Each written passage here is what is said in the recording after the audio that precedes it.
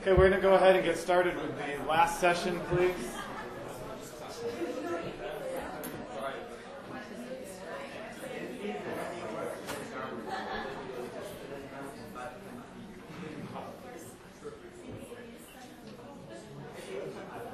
I want to thank everyone for your time and contributions today. It's been a very good discussion, bringing lots of diverse people together to talk about these important issues. So thank you all for your time, and for our last session of the day on achieving greater justice, which I think is an important aspect of this.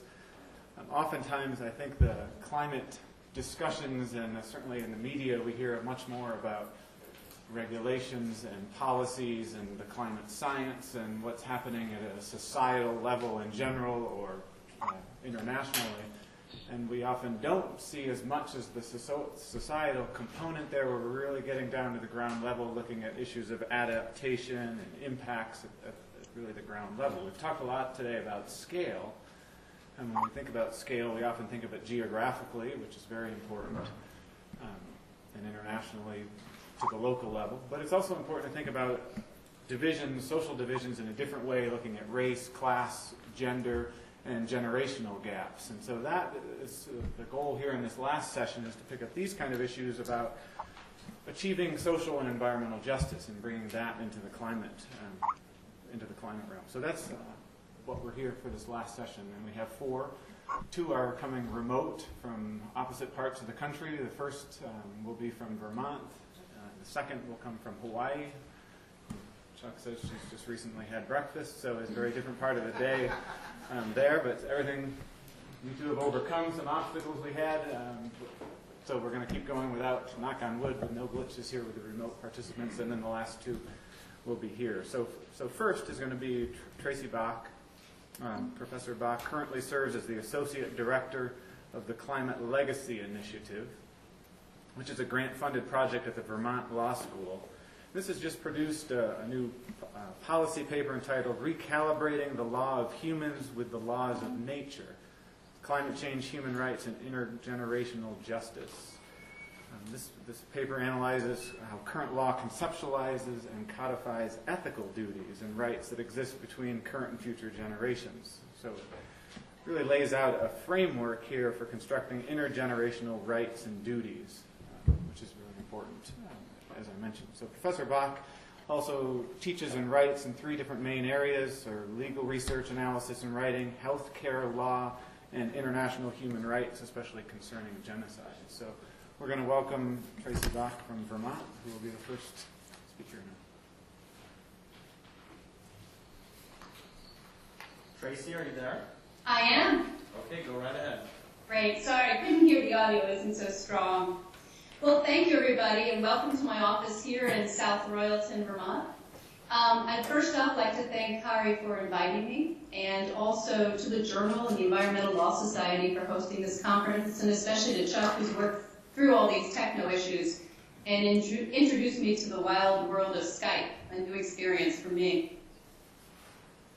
So today, while I was watching the proceedings this morning, I also had the opportunity to multitask and to run up and down the stairs to a conference that VLS is hosting today on infrastructure development and the environment. It's called Growing Green Communities. And my colleague, Tim Duane, gave a keynote address just a couple hours ago, which challenged us to think about the time frame from here to 2050. And he compared it to the civil rights achievements and cultural shifts, which I heard being asked about in the last round, from 1968 to 2009.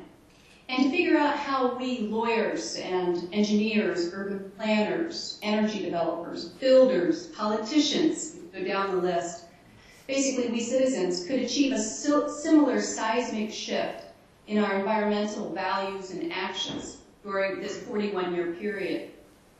He used the framing device of his children, who would be in their 50s in 2050, and as well his grandchildren.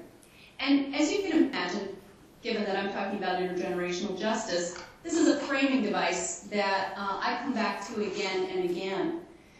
as many do when they talk about climate change, because climate change gives us almost a paradigmatic intergenerational problem where one generation creates the problem in this case that has little impact, right, in the CO2 emissions given their hang time, relatively little impact on the current generation or the 100 years ago that began this process, and in essence externalizes, pushes away all the negative impacts on future generations. Well, philosophers and ethicists have spent a fair amount of time teasing out this idea of intergenerational justice and equity. A lot of thought into it. There's a fair amount of writing on the topic.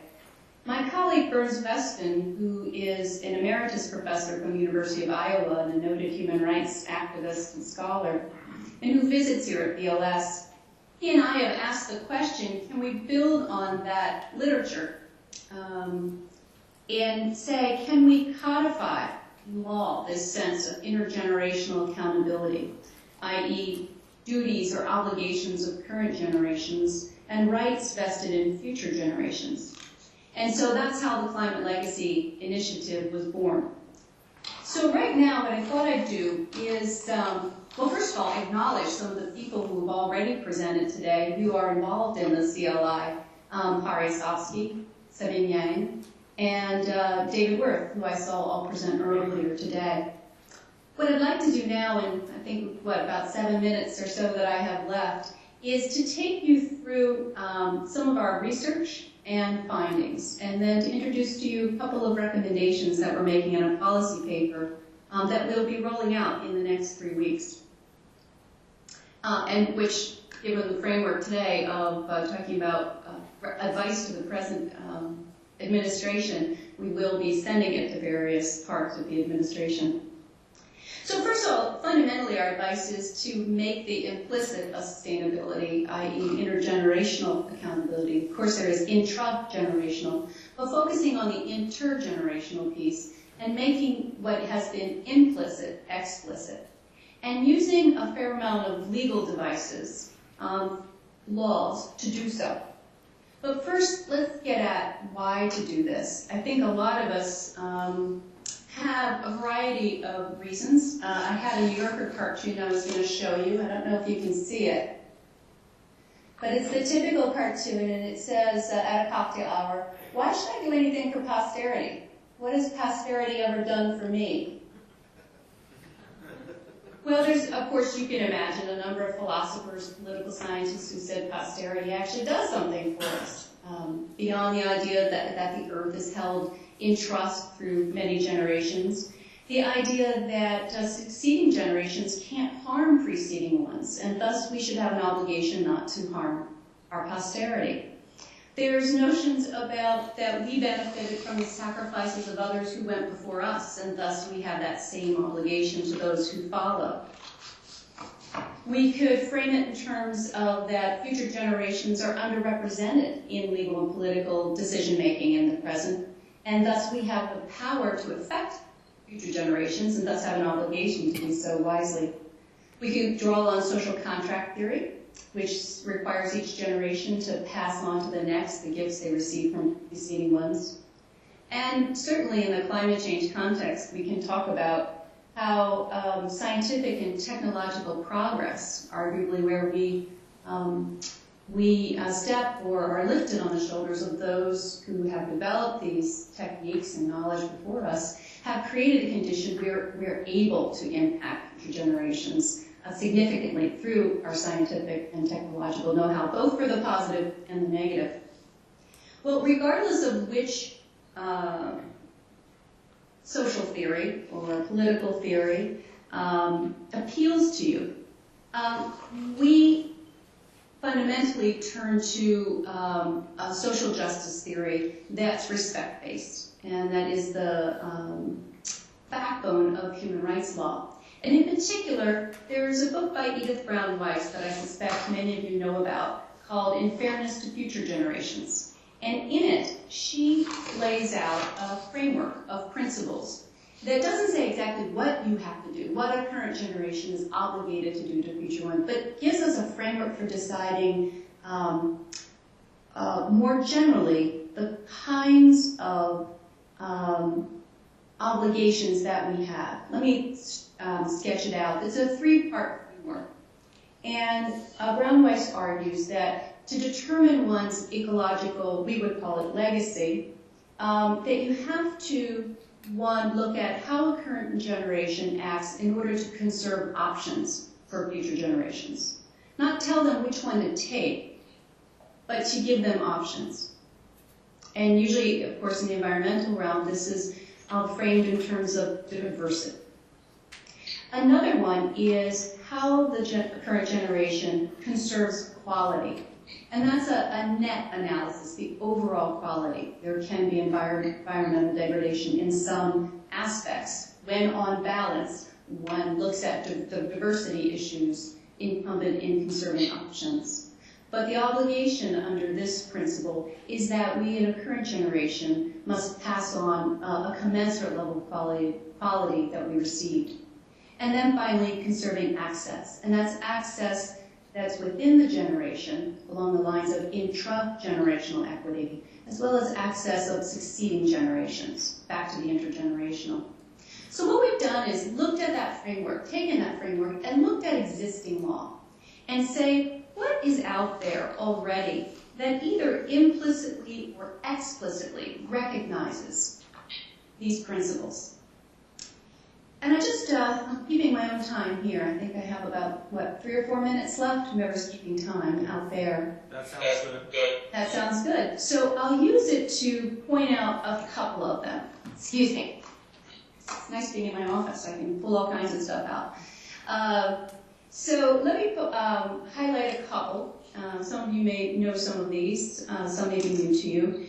And then end with 1 or 2 recommendations that we're putting in our paper for new law. And that builds on these legal traditions.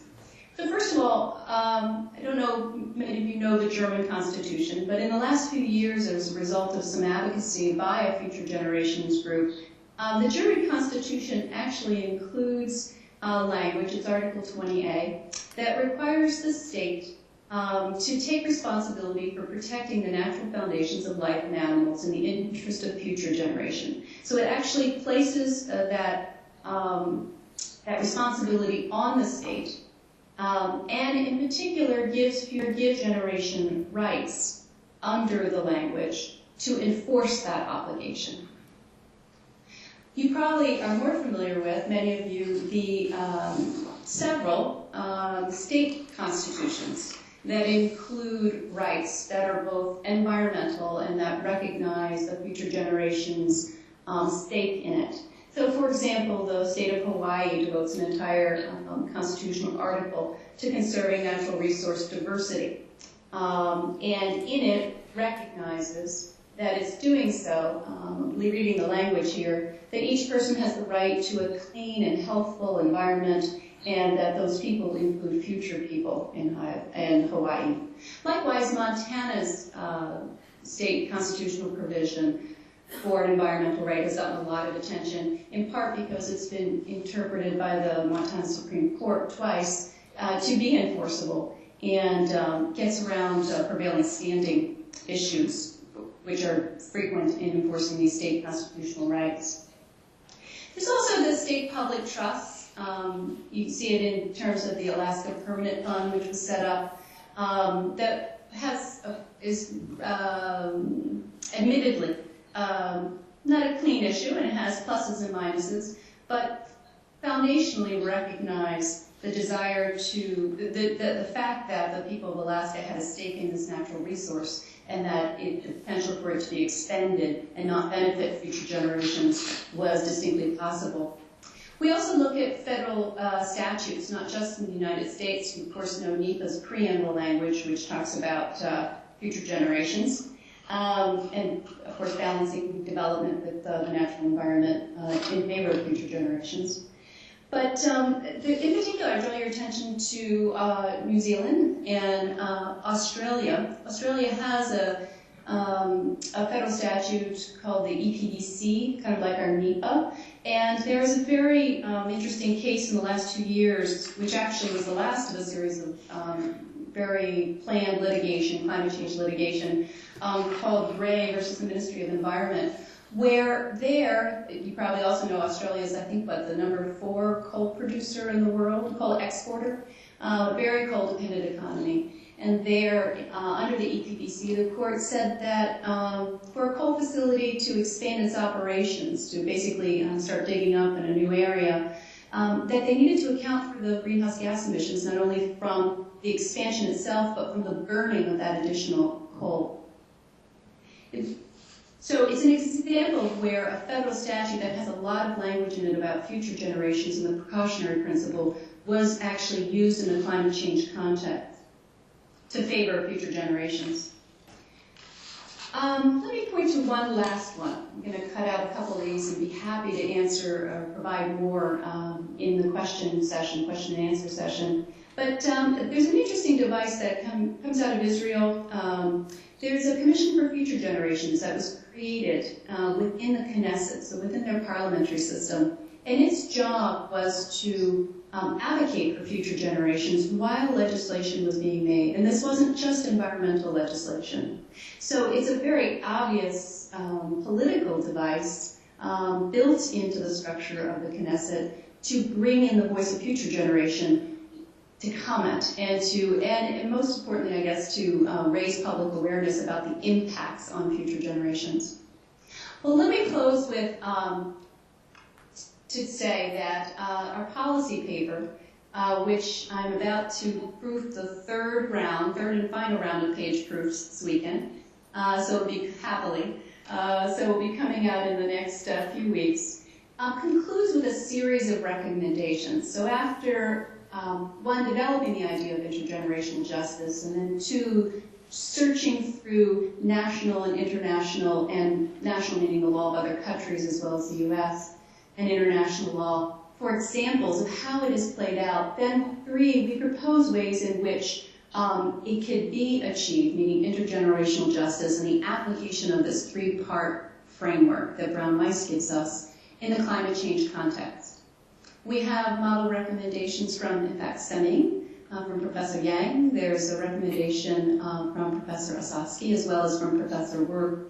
And all three of those are ways in which we can implicitly recognize intergenerational and achieve intergenerational justice. But on the explicit side, we offer a couple of recommendations which would include model state constitutional language to be used in other state constitutions, statutes to help enforce that. We also talk about the public trust doctrine, something that Professor Mary Christina Woods has contributed, and how that could be used, taken from the water context and applied to the air, to recognize future generations' stake as part of the public trust. And then finally, another one I want to point out to you, I talked about NEPA a little earlier, and we do have some recommendations on how to modify NEPA to include explicit review of intergenerational equity in the NEPA review process. But I also want to highlight to you a new model act proposed by Professor Alison Flournoy called the National Environmental Legacy Act, NELA, in which I'm sure I've seen a few nodding of heads here, in which she proposes a definition of our legacy, of our environmental legacy, so a substantive definition, and then various procedures for achieving it. Again, I'll stop here, and happy to provide much more detail if you'd like when answering questions. Thanks for this opportunity.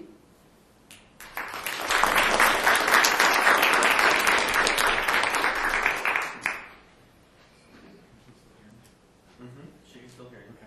Thanks, Tracy, very much. We have, just so you know, Tracy, we have three more sessions, three more presentations, and then we will get to the question period. So we'll hope and look forward to hearing more from you then. Next, we're going to hear from Maxine Burkett, who's in Hawaii right now. And she's going to talk about climate justice in the Obama era for the second paper. Maxine is an associate professor of law at the William S. Richardson School of Law, University of Hawaii. And she's currently serving as the inaugural director of the Island Climate Center, the Center for Island Resiliency and Climate Policy. Professor has Burkett has taught many different courses on torts, climate change law and policy, environmental law, race and American law, international development, and she's written in the area of race, reparations, and environmental justice. Current work is about climate justice, which is what she'll talk about today. And she's writing on the disparate impact of climate change on poor and people of color communities in the United States, and the obligation of the United States, their moral and legal obligation to help those communities. She's presented her research all over the world, and right now as the director of this Island Climate Center, she's leading projects to address climate change law and policy in the context of small island states in the Hawaii and the Pacific region and beyond, which is something that those countries, the smaller countries in these islands, have had particular concerns about climate change and particularly harsh impacts already. So Maxine, we welcome you from Hawaii. Thank you very much. Thank you. I hope you all can hear me fairly clearly from this distance. It's quite amazing, actually. Is that? I'm sorry, hold on 1 second. Okay. Tell her to turn her speakers down. Can you turn your speakers down a little bit? Okay. There you go. Now that's better. That's fair. Yeah. Oh, I'm trying to compensate for the distance, I guess. I echo all of the thanks and kudos to Murray and to the Journal for putting on such a great symposium. I actually woke up at 4:30 here to as much as I could of today's events, and I have been able to see. It's been really exciting. I appreciate being able to join the discussion from this distance, and being student is great, and it makes me feel a lot better about not having to have such a carbon footprint to make it all the way to Virginia. I am wearing a scarf of solidarity, though, because it is a little bit warmer here, but not much. It's kind of chilly, relatively speaking.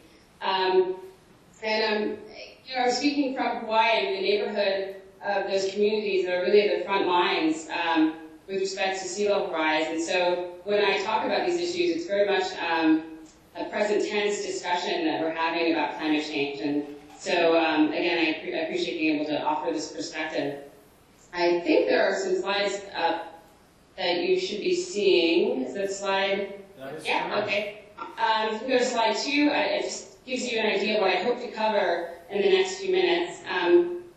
So what I want to do is first grade Obama's first 33 days. I have, I'll just use my professorial privileges to put a letter grade to what he's done so far, and even in a short period of time, there have been substantive and symbolic measures that have been significant from the climate justice perspective.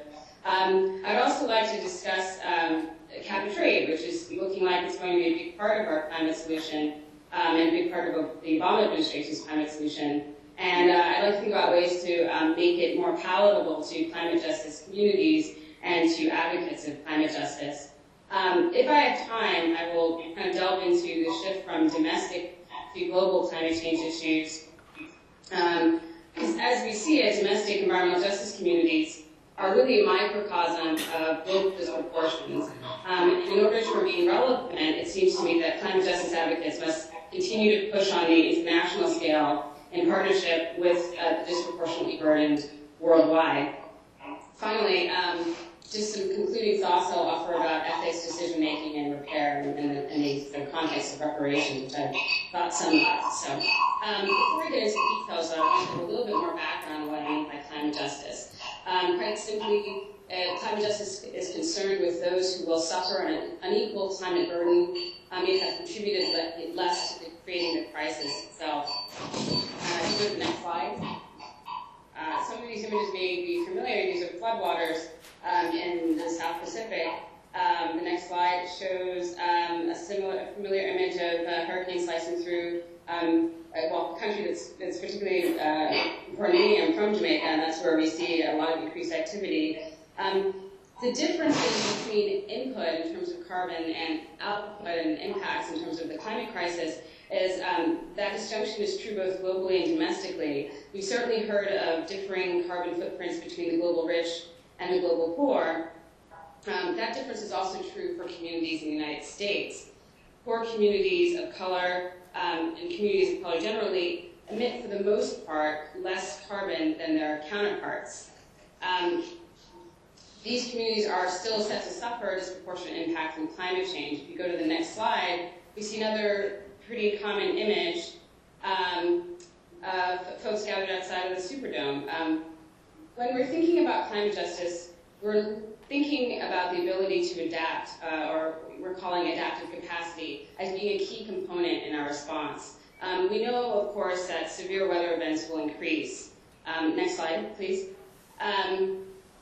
But many documented climate impacts that have disproportionately affected communities of color have not just been about the severe weather events. They've also been about system failures, problems of infrastructure, and lack of access to technology.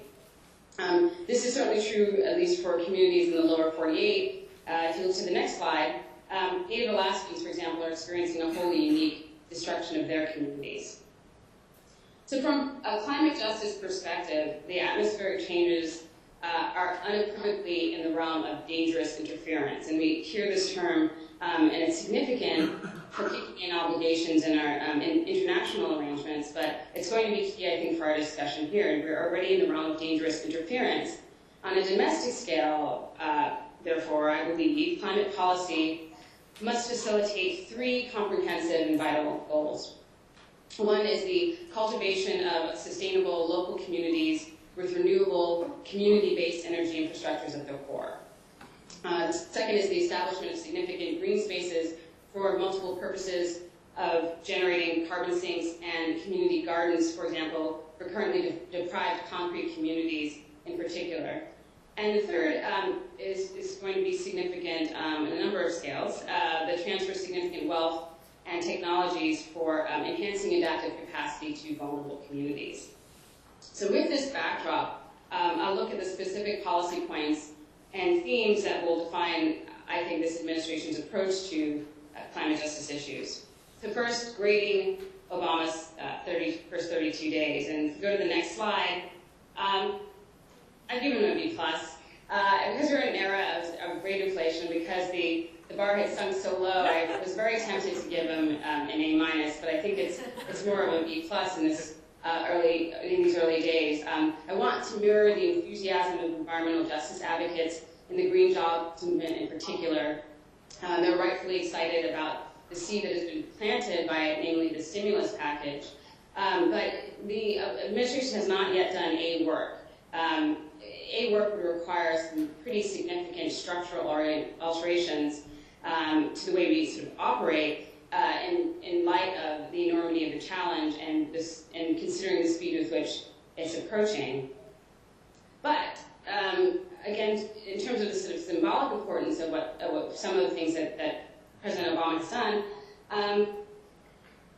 the nomination of Lisa Jackson, for example, has been significant and should not be discounted. In her own words, she said, President Obama has dramatically changed the face of environmentalism in America.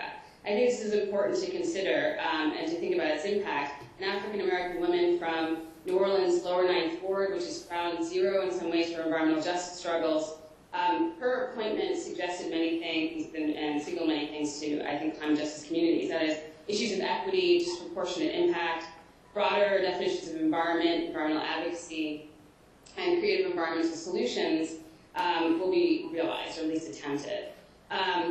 Also important was the speed with which green jobs became a household term for most Americans. And this also goes to the substance, right? In the first few days of the Obama administration, we see a stimulus package that has been a huge win in a lot of ways for its key policy solutions that really engage environmental justice advocates. I'll just name a couple of examples. One is the Green Jobs Act has been given $500 million. This is a job training program for green jobs to offer skill sets for conducting everything from energy audits to deconstruction of buildings and reuse of materials. The Weather Assistance Program increases energy efficiency for low-income communities. It's not necessarily a new idea, but it's certainly being funded at a scale that's quite different from the past. $5 million has been put aside for weatherization. The Energy Efficiency and Conservation Block Program, this is something that had been really advocated for by groups like Green for All, who worked on this and are looking to have jobs in local community-based frameworks. In sum, I think the stimulus is good news for the many burgeoning green jobs efforts that environmental justice communities have been engaging in. A number of environmental justice groups have already taken control of community development functions and are excited by the prospect of being able to continue to do so. The biggest problem, of course, faced by these communities has been the lack of financial and organizational support. So I think the key will be to build on this initial seed from the stimulus package to relevant sizes, considering the impact. So if we go to the next slide, I'd like to kind of get into the discussion about cap and trade. I think this is going to be the next major step in climate policy that the administration will likely take. It's going to likely be a cap and trade mechanism to reduce greenhouse gas emissions. Obama endorses an economy-wide cap and trade program to reduce greenhouse gases by 80% of 1990 levels by 2050. But from a climate justice perspective, this is riddled with issues. The cap and trade mechanism in particular.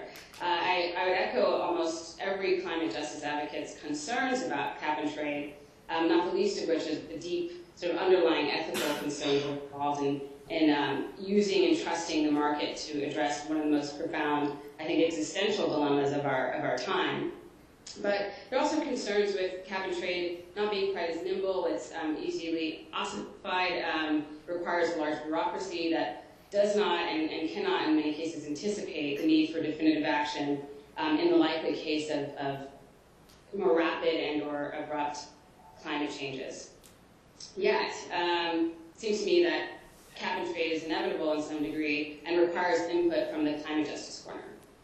So my proposal for the Obama administration is to respond on the local and national level in the same way that the stimulus package responds to concerns of environmental justice communities. I'm seeking a steady revenue stream for what would be green development projects in environmental justice communities.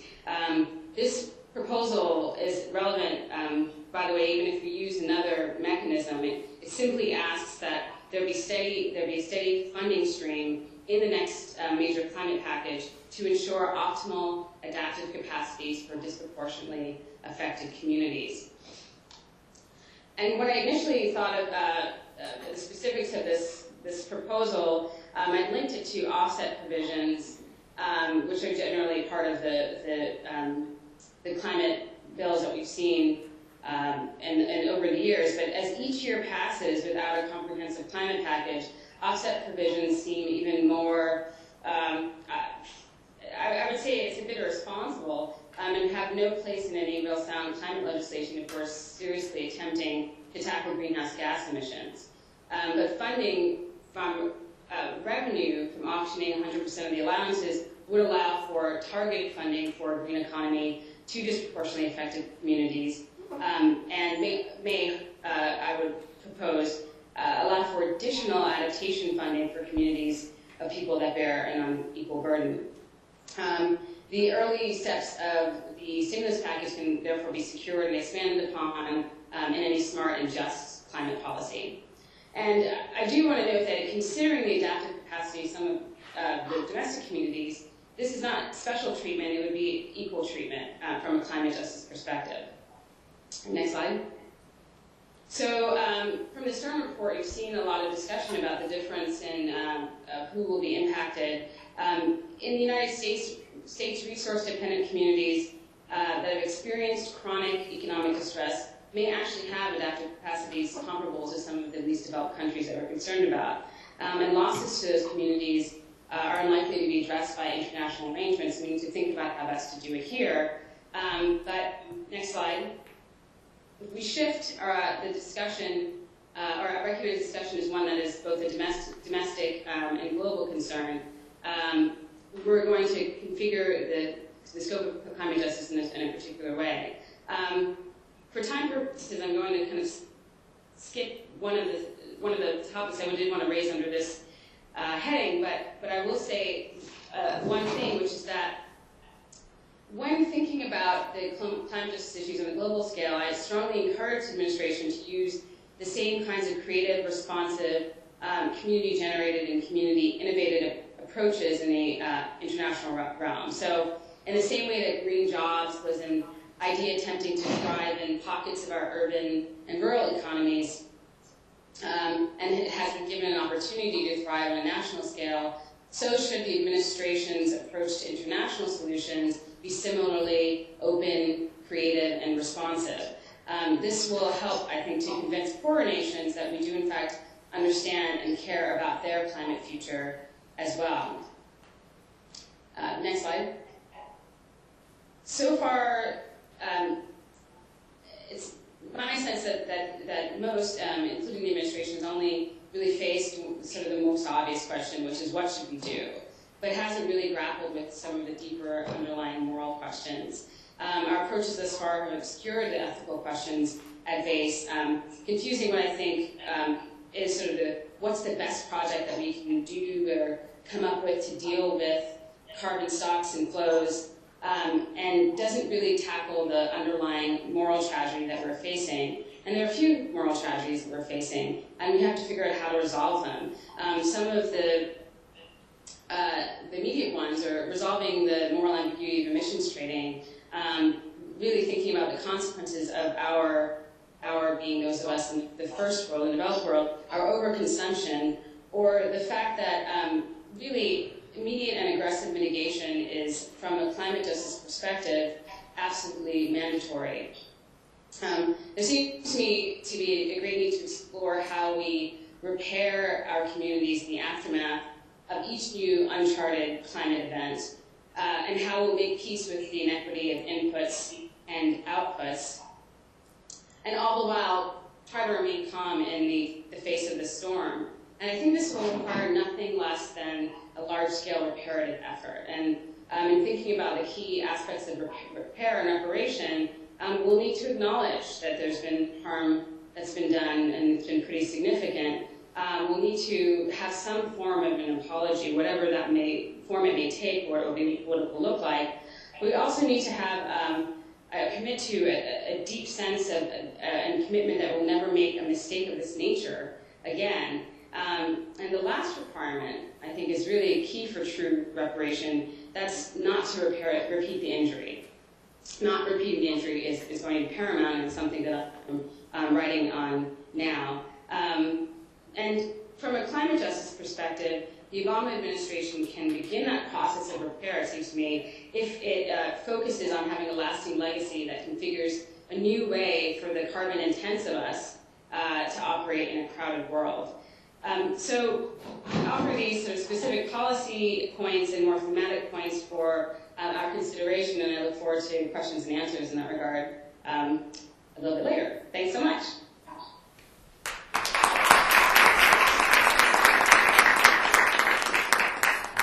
Thanks, Maxine. Appreciate that. Thank you for joining us. And we'll have two more presentations, and we'll come back and involve you in the questions soon. So next, we're going to move from that. In the first paper, the first presentation, we were looking at in terms of new generations, next generations, thinking far into the future. The last one, Maxine's broadened out from a national scale, regional scale, thinking about these issues, who can adapt, who can't adapt most, who suffers the most and the least in terms of climate change, and looking into the global scale on that.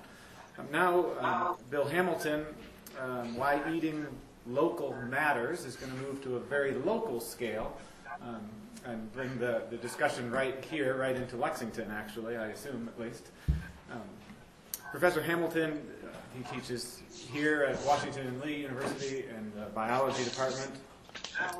His current research focuses on anthropogenic disturbances on plant microbial interactions in two different systems.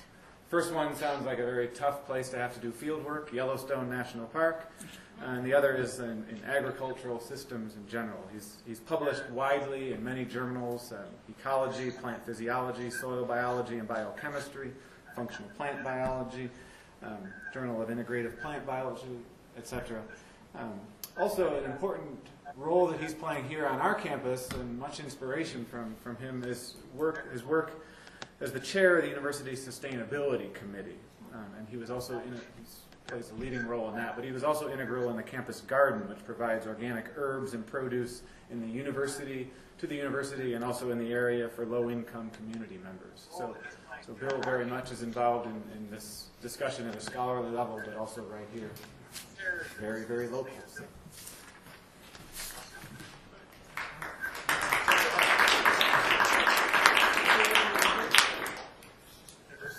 I can't have it behind this one. I'm going to stand over here. So, I'm an ecologist. Right? So I can't spend a lot of time talking about policy and all that, but I can speak to you about plants and ecology. And I can talk to you about the biology of childhood diabetes and childhood obesity. And that's probably my first interest in looking at local foods. My early work has been done in climate change. So I want to give you a little context. My first funded work was in climate change. And I was trying to find an attractive way to get W&L undergrads interested in climate change. The demographic is such that they may not really care about climate change. Some of them do, but many of them don't even think about it.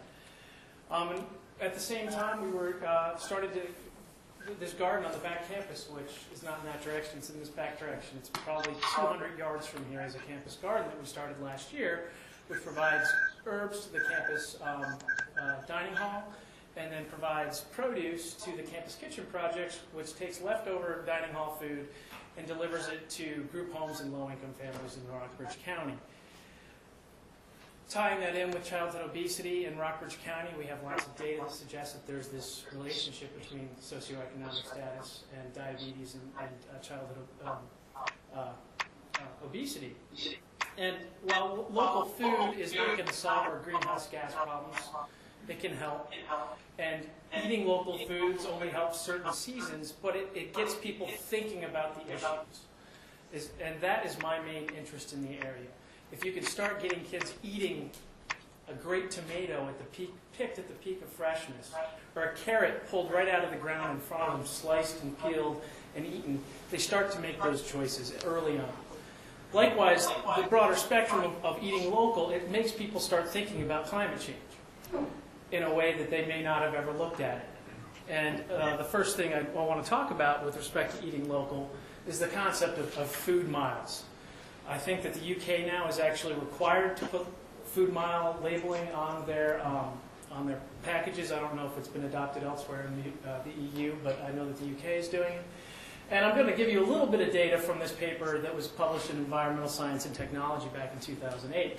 It's relatively recently. And essentially, it's an input-output life cycle assessment. And I'm not an LCA person, but they did it essentially from seed to household.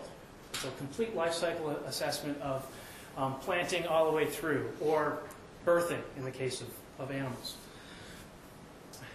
First, I want to give you the context. We've had some data today about where we are with respect to our CO2 budget, but this is from the EPA Executive Summary from 2006. We've heard a little bit more of the data, but this goes through 2006. This is presented to you in teragrams of CO2 equivalents. So we're plotting methane and nitrous oxide there, but it's all presented with respect to CO2 equivalents. And you can see that in 2006, we're right around 7,000 teragrams, which is equivalent to a megaton, for those of you that think in terms of megatons. What they found in their paper was, this is analyzing the transport costs of different types of agricultural products. And what you can notice here is the scale is actually relatively small. It's 0.1. Now, this is per household. So, and they assume that there are 101 million households present in the United States for their analysis. And just to give you the magnitude here, the transport costs range from 10 to 15 teragrams. So when we're talking about 7,054 teragrams in 2006, we're not even going to scratch the surface if we get rid of the transport costs of food. In these closed boxes that you can see here, the black and gray, and those aren't two different things, it's just kind of a digital trick. That is the delivery from the end supplier to the retail market. So that's the amount of carbon that is produced through that piece. The rest of that bar then represents shuttling of product around in the processing market. One thing you can notice is that cereals and carbs and red meat and fruits and vegetables have they're significantly greater with respect to their transport costs. They looked at pineapples and all these things, these tropical fruits that come in other places. Now, that doesn't completely tell the story because it only takes into account the transportation costs. This next figure tells you about the complete climate impact with respect to production as well. And what you can see is that if you look at production of CO2 in purple, production from methane in blue and orange, and all those production scales, we've now taken this up 1 or 2 orders of magnitude on that scale with respect to megatons of CO2 produced. Okay? So this represents anywhere between 242 teragrams of CO2 for red meat to 150 teragrams for dairy products. So anytime you've got cattle involved, you have a much higher carbon cost associated with that food product. And again, delivery is a very small portion. So now that previous figure is presented to you in that very minuscule piece of the bar. So already this says, okay, local food probably doesn't matter.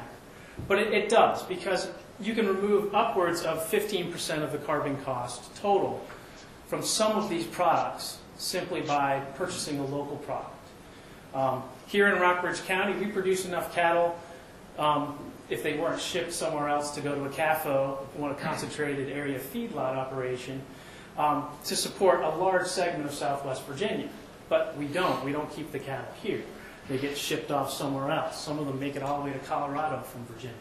So there's a cost here. And the end conclusion that they make here is that the delivery costs of food are not significant enough to just argue to purchase local foods.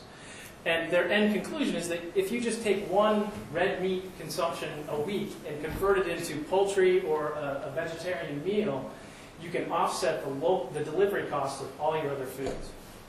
So there's a dietary shift. It's probably not necessarily a bad dietary shift. Red meat has some positives, but it has lots of negatives as well. So, and I'll talk about some of those dietary shifts later. But the transport cost is not nearly a big of a piece, but it's important to consider when we look at the overall picture. Now, when we look at produce items, though, here, fruits and vegetables, if you're buying local when it's freshly picked, you can reduce up to 35% of the carbon costs. So you can mitigate a significant portion of produce. So while their overall analysis says, that the average American diet, local doesn't matter, it's being driven by beef and dairy.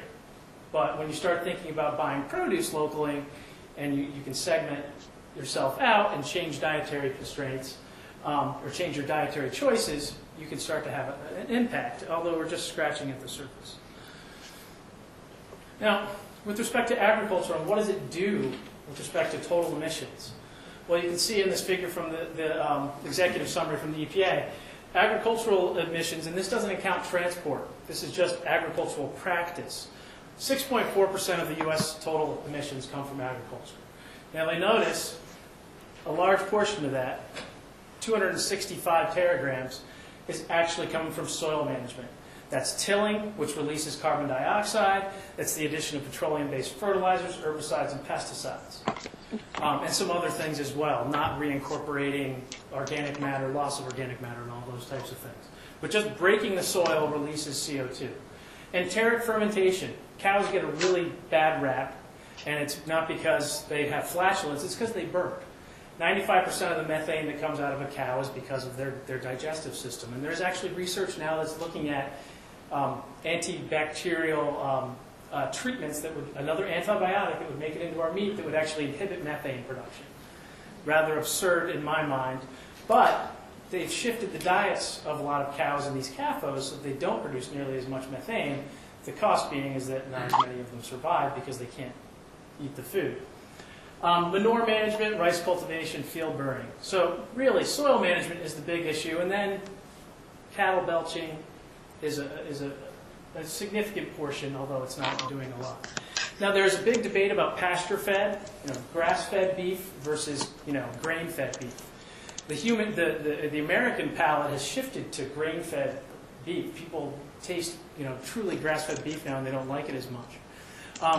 The data is, though, that grass-fed beef actually produces more methane because they've changed the diet so much of CAFO animals, concentrated area feedlots, that they no longer, they produce significantly less methane. But pasture-raised animals actually integrate into a natural system more like the one that occurs in Yellowstone with the bison, where I work for my primary day job, that actually allows for more sustainable agriculture to take place. So there can be some carbon sinks that take place with pasture-raised beef that clearly aren't generated when you take 3,000 animals and put them in one feedlot and shove corn down their throats for days, literally.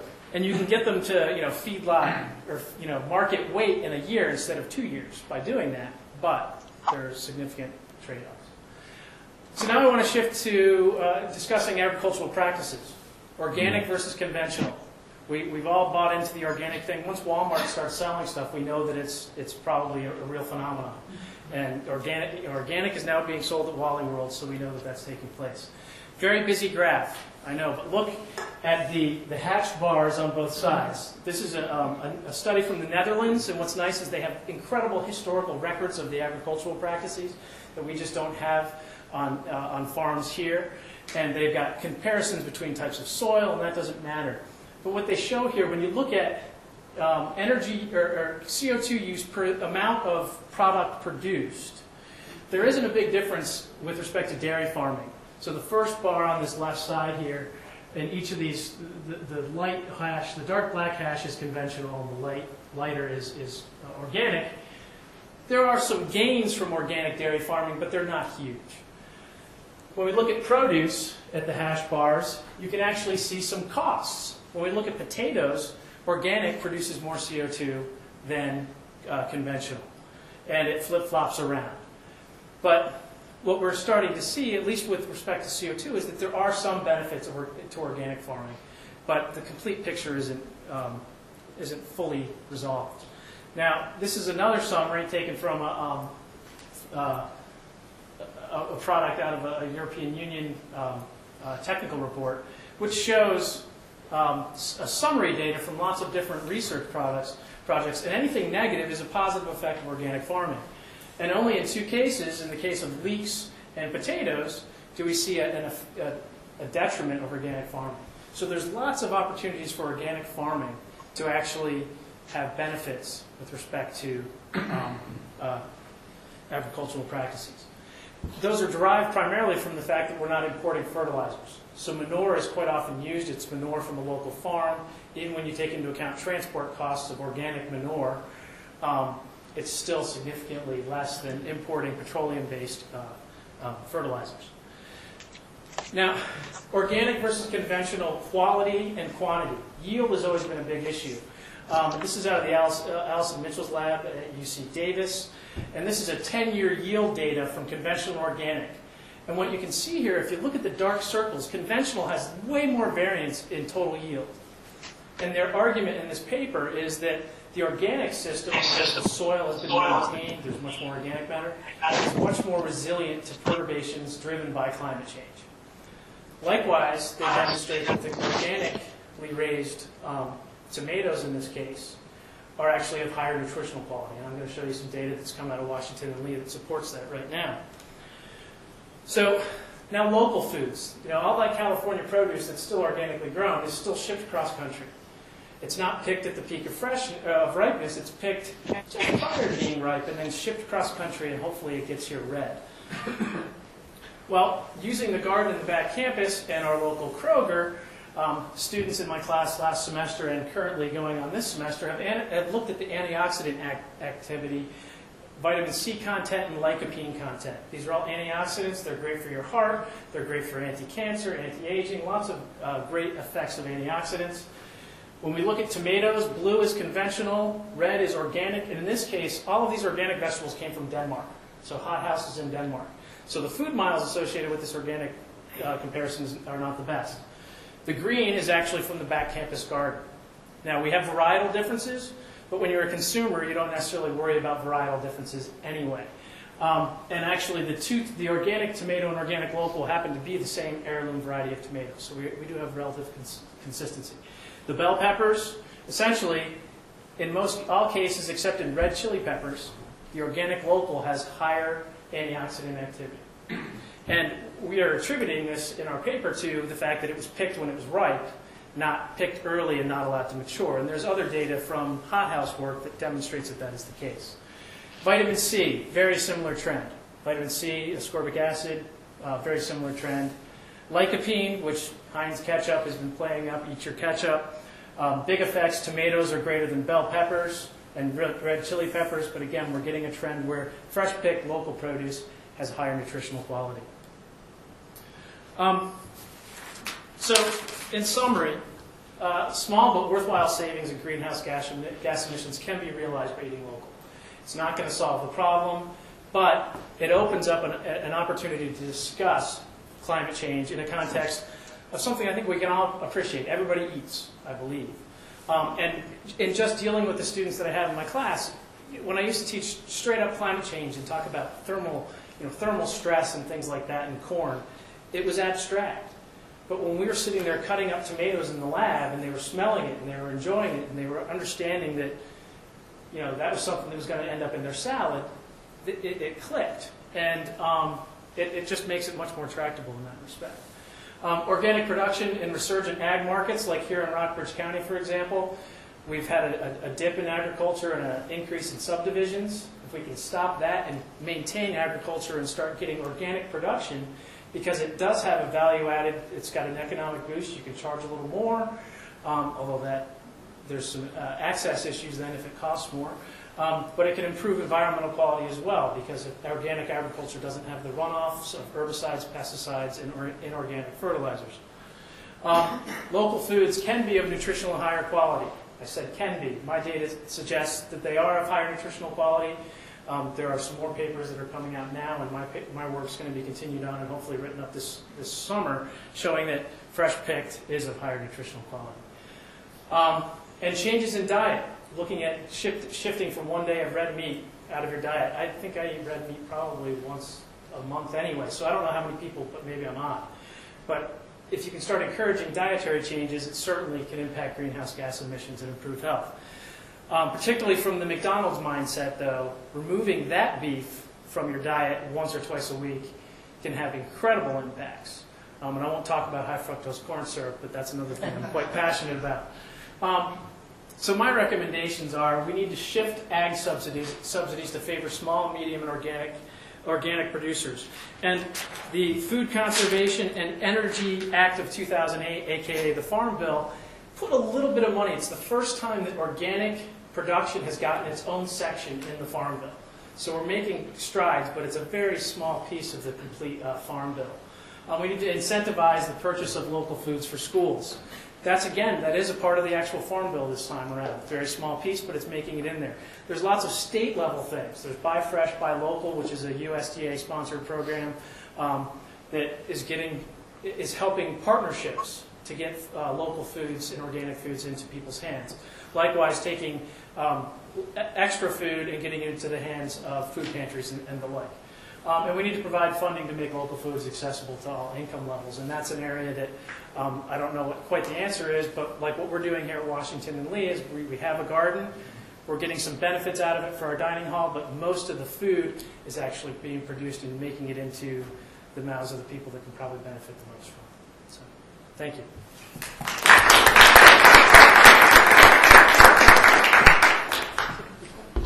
Thanks, Bill. I should mention that he talked all about food, but he also practices what he preaches in terms of making his own beer and maple syrup, which is also of vital importance too. So, our last speaker, and thank you all for joining us for the full day now, Linda Malone, whose talk is entitled Implementing the Responsibility to Protect the Environment During the Obama Administration. Linda is the Marshall Wythe Foundation Professor of Law and Director of the Human Security Law Program at the College of William and Mary School of Law. She was a visiting professor actually here at WNL 10 years ago. She's a member of the American Law Institute and of the first Environmental Commission of the World Conservation Union, and currently serves on the board of directors for the International Society for the Reform of Criminal Law. She's published an incredible amount, many articles, and authored and co-authored 12 books on international criminal law, human rights, and environmental law, most recently Defending the Environment, but also including an very important book, Environmental Regulation of Land Use. She's was associate editor of the Yearbook of International Environmental Law, and was a delegate to the United Nations Conference on Environment and Development in Rio in 1992, among many other things. So we're pleased to have Linda speak next. Thank you. Well, I don't know about you, but Bill made me hungry.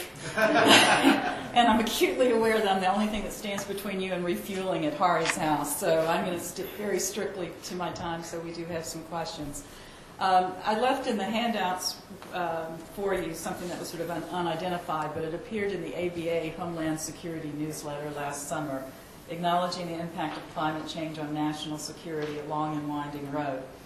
And for reasons that I hope I'll make clear in a few minutes, I hope the term national security and homeland security disappear from our lexicon in deference to some other terms I think are much better and more ethical and more appropriate.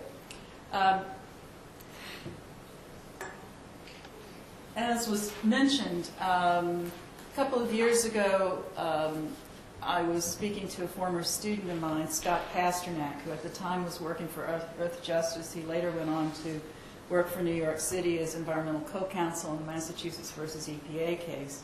And he was telling me all these fascinating things that he was doing with Earth Justice. And I said to him, you know, you really should write a book.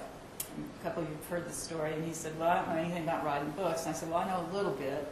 So let's take what you know and what I know and put it together, and that's what we did, and that's how we came up with Defending the Environment, Civil Society Strategies to Enforce International Environmental Law. And what we set out to do was to formulate something of a theoretical and practical blueprint for how actors in civil society, individuals, nonprofit organizations, might enforce international environmental law, particularly when state actors fail to do so in an environmental crisis. And I have to say I've really taken heart a great deal from what we've seen happen, and there's very little to take heart from with the climate crisis, climate change crisis, but I've taken heart from the fact that I really feel where we are today is largely the result of the initiatives of civil society. And even though we're not where we want to be today, we would be still walking down the path of junk science, talking about whether there is global warming and whether any of it is produced by man's activities, I think. If civil society hadn't just said enough, we are going to use whatever tools we have at our disposal and whatever energy and time and resources we have to compel all these state governments, by state I mean national governments, and governments at every level to fulfill their responsibility to us as civil society. And I think there was a striking contrast between the urgency of the problem and the lack of governmental initiative. And the measures had striking success, considering how experimental they were, how untested they were, how much they were pushing the legal envelope in many cases in terms of the success rate. There were quite a few losses, but there were quite a few victories, and over a period of about 5 to 6 years, particularly in the United States, what we ended up seeing was that they were winning more often than they were losing in these cases to compel governmental action. And I think what it exemplifies, not just in the context of this environmental crisis, but in any others, and I'm sure there'll be plenty that we have to address and are addressing, that advocates really have to explore a range of approaches and a range of forums and enlist new allies, and I put cities and states up there, to build up the pressure and send out a message to enforce environmental priorities. I mean, who would have thought Arnold Schwarzenegger would be an environmental hero of any sort? And so the coalitions that have been built, going back to all of our diagonal linkages, have really been extraordinary, I think, in this context, and very effective. The inconvenient and unavoidable truth, Professor Rule was talking about this morning about litigation and how it's an impediment and how perhaps it should be sort of frozen, as it were, in order for the Obama administration to have time to do a more thoughtful review. I don't think that there's anyone, and I certainly don't think, that litigation and lobbying are the ways to bring about massive societal and environmental change. But it may be what has to be done when nothing else is being done, essentially. And it was sort of a throwback to the early environmental era in our own country, where we saw lawsuits being brought on very novel legal theories before we had all these environmental statutes and citizen suit provisions, trying to get some kind of environmental regulation and protection. And it was not entirely unself-interested, as it were. It certainly was motivated in part by self-interest, as well as a sense of ethics in terms of environmental preservation.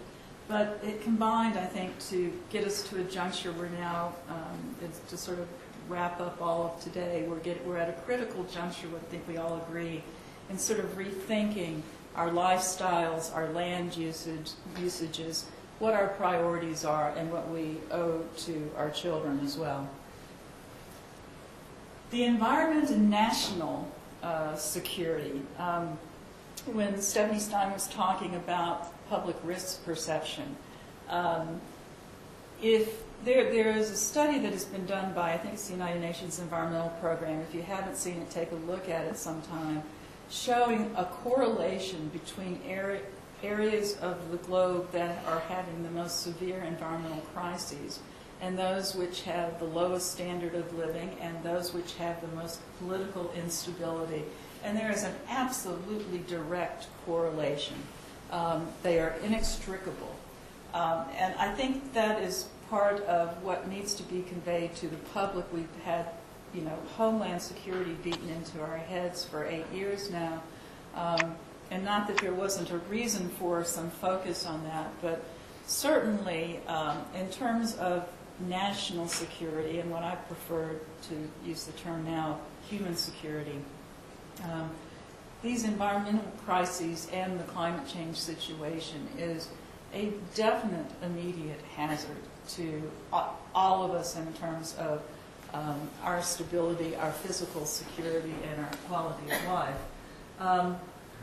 On April 17, 2007, the UN Security Council debated whether or not the potential for global warming to cause wars brought it within the Security Council's authority to determine when there is a breach of peace, threat to peace, or an act of aggression that triggers an ability on the part of the UN Security Council to require the use of force, of military force.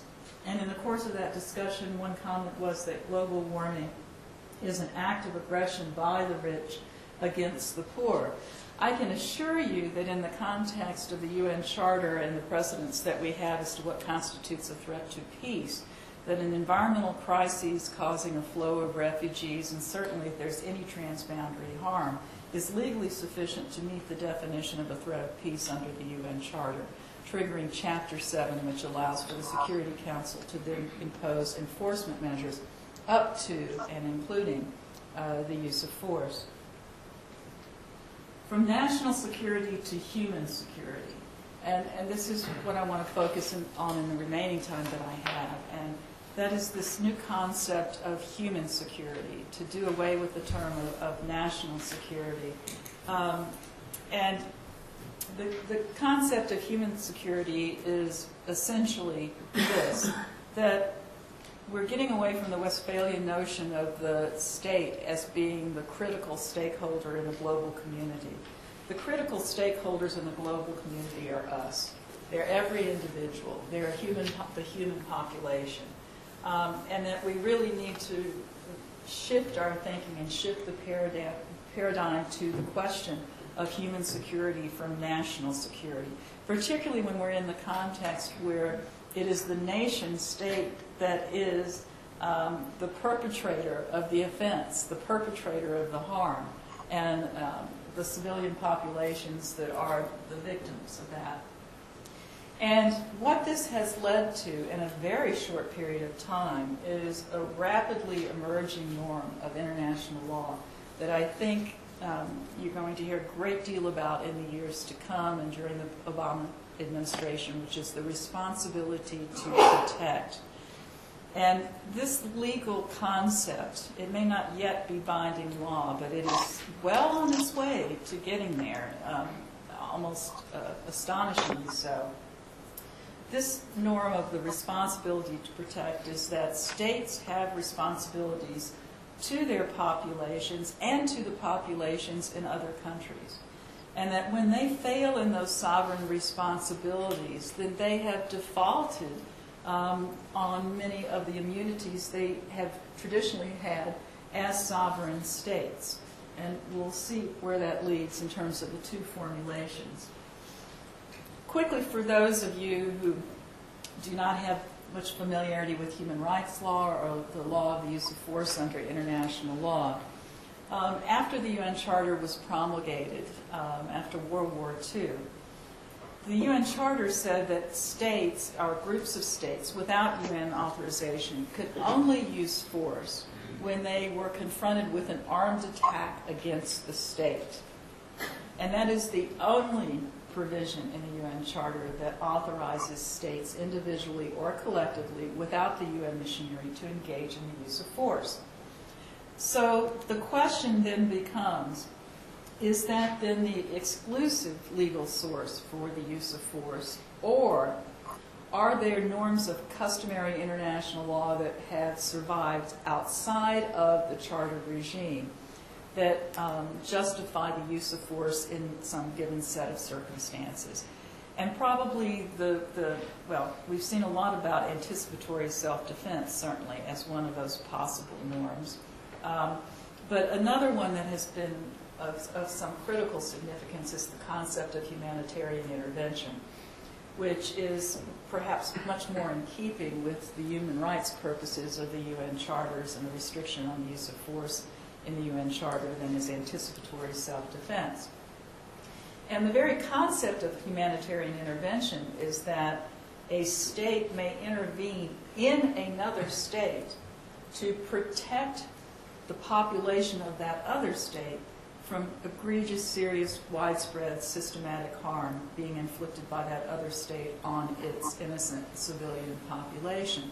So by its very definition, humanitarian intervention does not involve an armed attack against a state.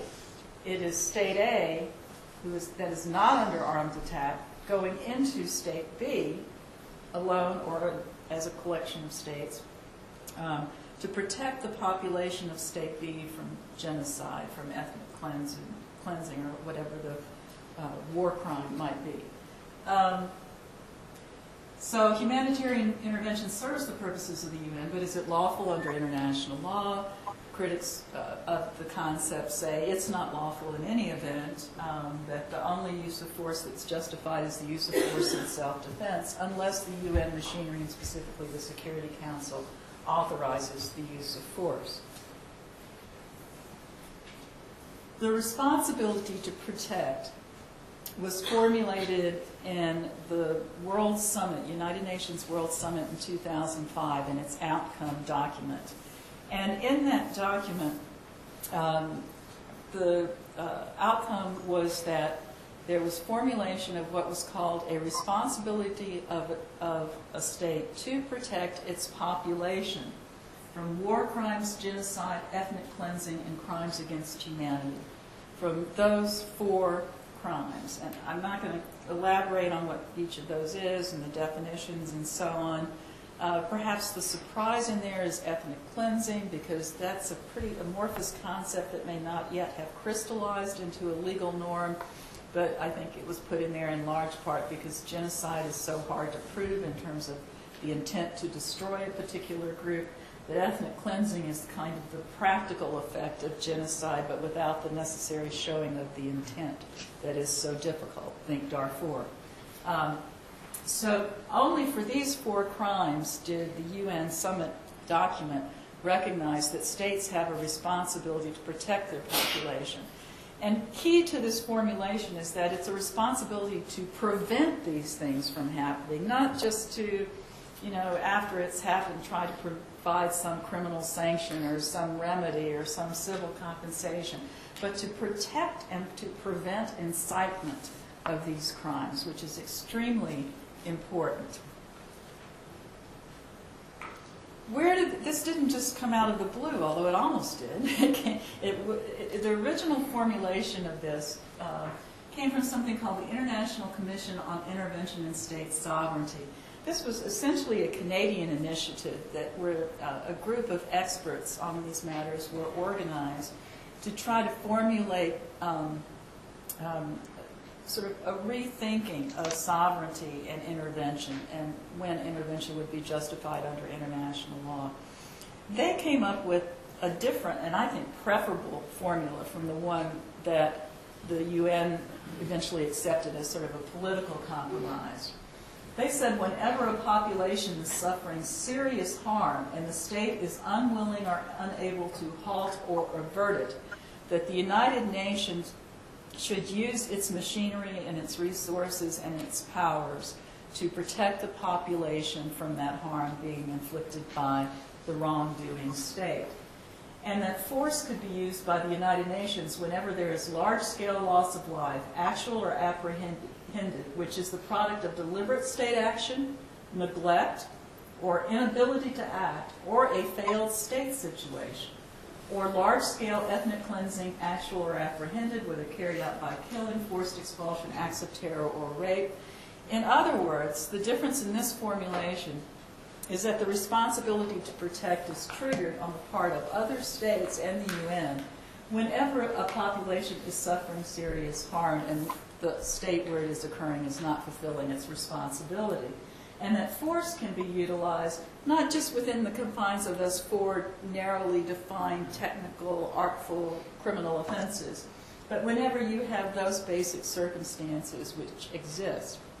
To me, one of the most interesting things about this report, which unfortunately for them was finalized about 2 weeks before 9/11, so it didn't get very much attention, but the timing was rather dreadful. But to me, the most interesting thing about this report and what the experts had to say is that they gave a warning to the United Nations, which is, they said, if you have those circumstances where the United Nations should be using force to intervene to protect those populations, and the United Nations fails to act so that it has failed to fulfill its responsibilities, don't be surprised if states intervene, and you got no one to blame but yourself. And that it'll actually do more harm to the reputation of the United Nations if the states intervene and succeed in such a situation than if they intervene and fail, because it will then be a marked failure of the United Nations, as we saw basically in Rwanda and some other situations. Now, what does this mean for environmental disasters? Already, the Secretary General has been quite careful, and many other UN authorities have been, to say that the responsibility to protect does not cover other calamities, such as climate change or response to natural disasters, because that would undermine the 2005 consensus and stretch the concept beyond recognition or operational utility. Wrong, wrong, wrong. Here's why he is wrong. First, I could, if I had more time, I could give you many examples of situations that are environmental destruction that constitute either grave breaches of the Geneva Conventions and thus war crimes, ethnic cleansing, genocide, or a crime against humanity. One example that immediately comes to mind is what Saddam Hussein did against the Marsh Arabs in Iraq in terms of totally destroying a critical marsh environment for them and their culture, and as a result, that may have been genocide or ethnic cleansing, maybe and crime against humanity. That's just one example. Ironically, I think one of the major stumbling blocks for the responsibility to protect coming to fruition even more quickly is the war in Iraq. Because, as we all know, the ultimate justification that finally seemed to be put forward for the war was humanitarian intervention. And the Secretary General of the UN go to great lengths to distinguish the broader concept of humanitarian intervention from the responsibility to protect focused on these 4 offenses. But in the very terms of the UN formulation, there's no question that environmental crises and natural disasters in some situations would qualify as one of those 4 offenses. For example, if Myanmar had continued to refuse relief aid to its people after its disastrous floods, should the global community have exercised the responsibility to protect? France quite vocally said yes. At the time, you may remember that when Myanmar was refusing to let relief supplies in, France and Australia, New Zealand, Great Britain, those are sort of the countries that have really been at the forefront of this, Canada, said that if they refused to let the supplies in by consent, that the global community not only could, but had to intervene to be sure that those relief supplies were provided to the population that was suffering so extensively. So I think this is something definitely to keep your eye on, and in terms of international legal norms, I think we'll see a great deal more in this area. And because I was rushing, I didn't get to say my thank yous, but since it's the very last person on the last panel, what a wonderful conference. And again, thanks to the Wizards of Oz behind the curtains here, and to Hari for such a wonderful job. Jennifer is amazing. She knew I travel on my stomach. She's been asking me about granola bars all day. I don't know how she knew what to keep me happy. I do perform for granola bars. And I've enjoyed talking to all of you, and thank you very much.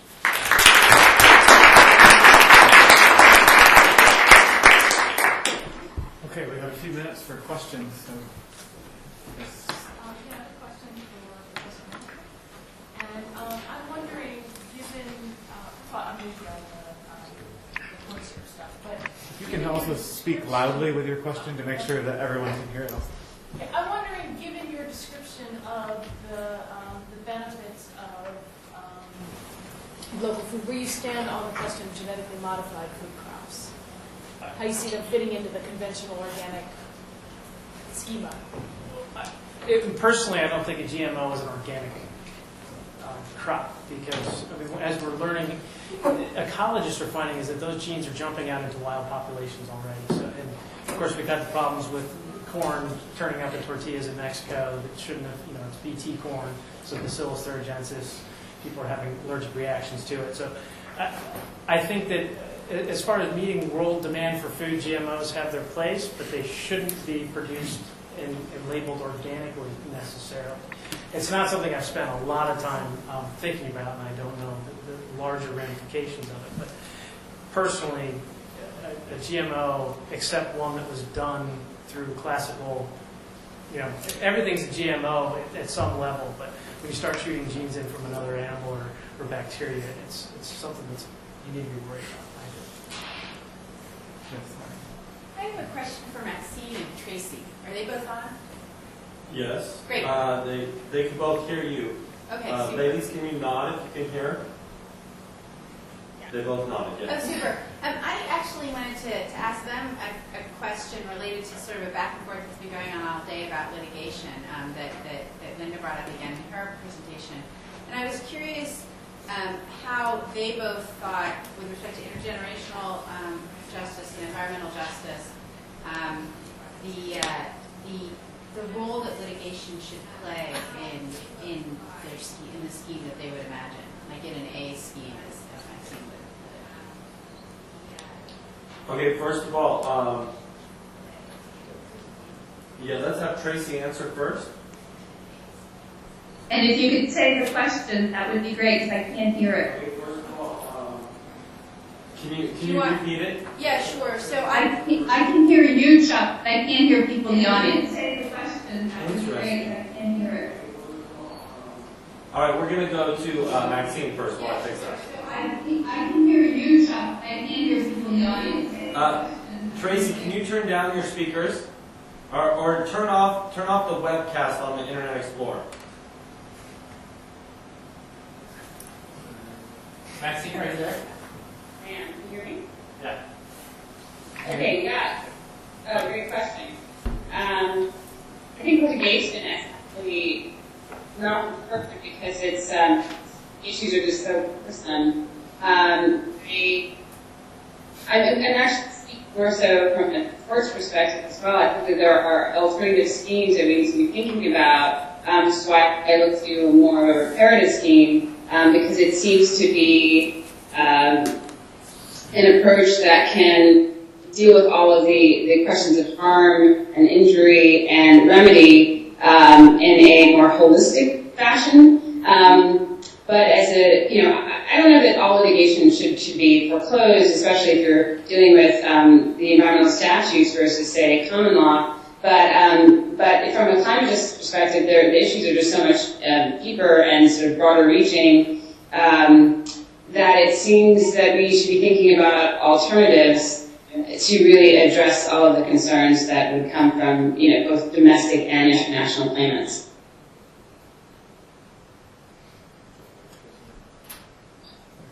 Tracy? Okay. Tracy's Domestic and international claimants. If you can, Hari, if you can speak up and speak in the direction of this microphone. Tracy, can you hear me? Just a bit hard. Do you want me to try to say it? Yeah, then if you want to just tell me, that would be great. Okay, how do I say it? Can you hear me now? Much better. I can see your hair too. Just a bit hard. Okay. Let me see if I can get it very quickly. What Hari was asking is, what do you think about the role I of can see your litigation? hair too. Just a bit hard. It seems. Let me see if I can get it very quickly. No, I don't have. There we go. All right. Was our end. What do you think about the role of litigation in terms of representing generational equity? That's a great question. Certainly when people talk about it, they quickly look outside the United States, look at the Oposa case in the Philippines out of the Supreme Court. But there you have a particular anomaly where the Supreme Court doesn't have the same standing doctrinal requirements that our Supreme Court has. The only way I see future generations involved in litigation is obviously if somehow they can get around the standing requirement, which is pretty tough. It would be whether there's actually new legislation. So in some piece of a climate change bill might actually permit that. But under the current standing doctrine, unless it's derivative through a member of the current generation, I think it's going to be tough to do. So I'm not as bullish on that. But I'd love suggestions. Maybe I'm missing something. Thanks very much. Well, there's one more question here that we can take. So the last one? Yes. Okay, thanks. So I'd like to give a comment as well as maybe some question open to discussion here. That I'm quite interested in Professor Hamilton's opinion about eating locally. But I think it may also make sense that we should, it also makes sense in wearing locally or using locally. But I'm concerned about whether that would be a new type of trade barrier in domestic trade. And if this question, if this problem is enlarged to the international level, would that be a new type of trade barriers between countries, and how can that meet the requirement of WTO in reducing the trade barriers? So my source about that is that the government can achieve the goal of eating locally or wearing locally or using locally by some indirect tools such as green labeling instead of some direct intervening like subsidy, government subsidy, and leave the choices to the consumers. I think that would be a better question. Anyone disagree or agree? Well, it sounds like as far as food goes, the concept, at least in the United States, is to set up a hub and spoke system. So you'd still have transportation, but you'd have regionalized distribution. Clearly, right now in Virginia, we can't get fresh produce, but there's plenty coming out of Florida. But most of our produce right now, if you go to Walmart, is coming from Chile. So why is that when even California is producing grapes at a certain point of the season? We're still importing things from other countries, and that's trade. I mean, that's stuff that I will never begin to try to discuss. But when it comes to other products, that is a much bigger issue. I mean, if we had more cotton production here in the United States, we could start to make our own, our own clothing again. But the little bit of cotton that we do produce in Texas gets exported to India now for final production. So, what's up with that? Right here in Buena Vista, Bontex, a company that makes, turns out, insoles for shoes, was bought out by a Taiwanese company. And now the Taiwanese company is finally saying, why don't you make a product that's used in the United States instead of shipping it back to Taiwan where the sneakers were made? So I think companies are starting to think more that way. We've got a production infrastructure. Why not keep it, at least on a national level as opposed to sending things across the seas and things like that. I don't know if that completely, but it is, that's a big issue to consider. Of course, then you can talk about purchasing fair trade products from other countries, and at least then there's more equity. The producer is actually getting profit from it as opposed to a wholesaler. So it doesn't have to be completely buy local, but it certainly could be a piece of the puzzle. Okay, well, I want to give a round of applause for the last panel.